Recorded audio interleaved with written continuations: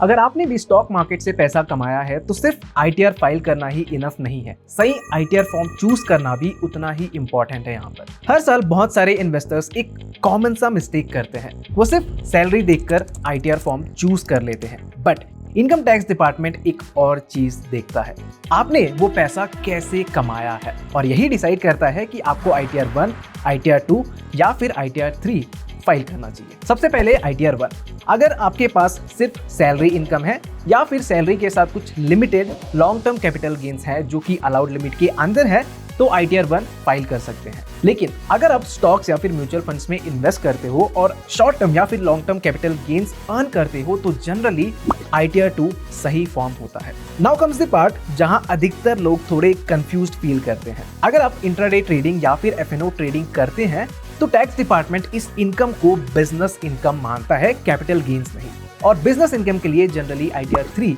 File किया जाता है। तो in short, this table clearly summarises the key differences. अगर आपका सिंपल सैलरी केस है with eligible small LTCG, then it's ITR 1। अगर आप एक इन्वेस्टर है with capital gains, then it's ITR 2। और अगर आप एक इंट्राडे ट्रेडर या फिर एफएनओ ट्रेडर हो, देन इट्स आईटीआर 3। अब यहाँ सबसे बड़ी मिस्टेक जो लोग अक्सर करते हैं, वो सिर्फ सैलरी इनकम देखकर आईटीआर 1 फाइल कर देते हैं, जबकि उनके पास स्टॉक मार्केट गेन्स या फिर ट्रेडिंग इनकम भी होता है, जिसके चलते आपको बाद में रिटर्न्स रिवाइज करना पड़ सकता है या फिर आपको अननेसेसरी नोटिसेस भी आ सकते हैं। इसलिए आईटीआर फाइल करने से पहले सिर्फ इनकम अमाउंट मत देखो, क्योंकि इनकम टैक्स डिपार्टमेंट सिर्फ ये नहीं देखता कि आपने कितना पैसा कमाया है, वो ये भी देखता है कि आपने वो पैसा कैसे कमाया है। अब अगर ये वीडियो आपको थोड़ा भी अगर हेल्पफुल लगा हो तो इसे उन दोस्तों के साथ शेयर करो जो इस साल अपना आईटीआर फाइल करने वाले हैं।